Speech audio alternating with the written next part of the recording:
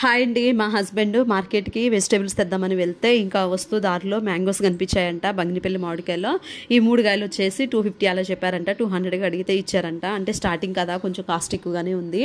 అయితే మా బుడ్డోళ్ళు ఇంకేంటి తింటామని చెప్పి హడావుడి చేశారు. ఆ చిన్న 2 కాయలు అయితే కట్ చేశాను. అవైతే తల 2 పీసులు అయితే తిన్నాము. పిల్లలు కూడా తిన్నారు. ఇంకా మా జాయిసి 3వ కాయ కూడా, పెద్ద కాయ కూడా కట్ చేయి మమ్మీ తింటానంది, కానీ తినలేకపోయారు.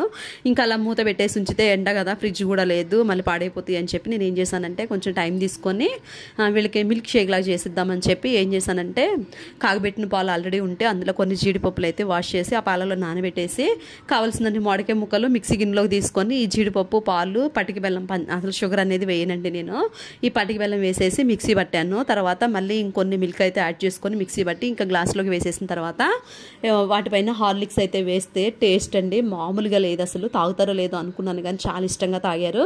కానీ ఏంటంటే మాకు ఫ్రిడ్జ్ లేదు కదా, కొంచెం కూలింగ్ అనేది తక్కువైంది. కూలింగ్ ఉండుంటే మాత్రం టేస్ట్ అసలు భలే ఉండేది. ఆ కూలింగ్కి బాగా తాగాలనిపించేది.